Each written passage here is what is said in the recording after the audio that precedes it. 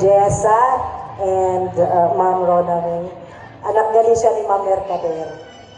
Okay. Kumusta ka, Ma'am? Good afternoon, everyone. Hi. Kumusta?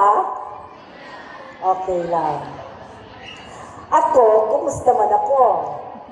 Okay man. Maay na hapon sa aton mga magaganda at mga gwapo na mga estudyante sa Alejandra.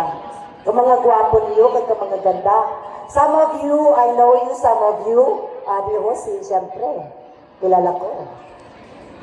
Ang iba dili ko nagad kilala. Pasensya na kay nagatigulang na. Good afternoon sa barangay officials headed by our energetic, enthusiastic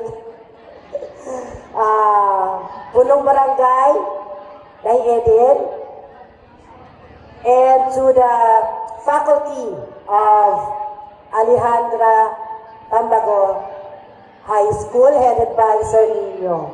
And of course, sa kan ma'am, di ko nakuha ni Monet. I invited myself para sa iyo, JS. Nag-meet kami sa Kawayan during the jamboree. Sabi ko, ma'am, saan niyo, JS? Sabi niya, sa 26. Uy, invite man ako. And of course, naalo man, in-invite ako. That's why I am here. Yay, thank you, ma'am. And of course, ang amon natin pupil sa Teofilo T. Tambago na naging isa na license at LPT, licensed professional teacher. Wala di ba kung si Dayan? Imagine, estudyante naman ini. Yan na, teacher na. Siyempre, ang host man, ang akong pinangga, teacher naman. Sir, ninyo dapat ma-absorb nyo si Inday Jessa na ganda ng damit. Char. Thank you, Ma'am Jan. Sa parents, good afternoon mga kagsan mga visitors. Our theme for today's activity, the JS Prom, faith, hope, and love.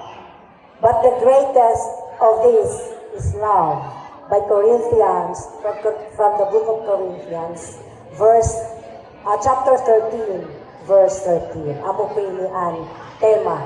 So, dili kita makwasa nato na magiging topic. Faith.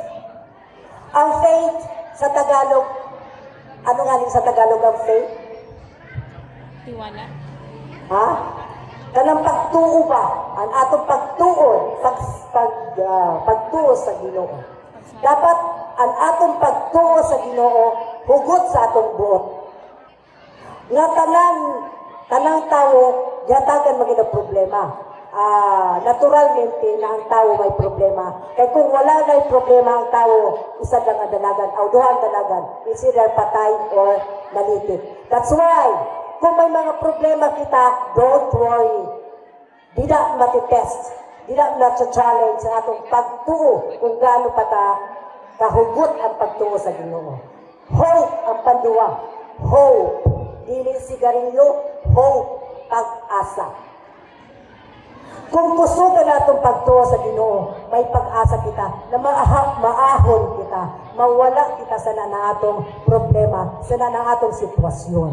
Kung ano man, whatever the situation that is, kung problema ba'y nasa pangwarta, kung problema ba'y nasa asawa, kung problema ba'y nasa anak, kung kusog ang natong pagtuo sa Ginoo, may pag-asa pa na mawara ina sa ato ang problema. And the last but not the least, love.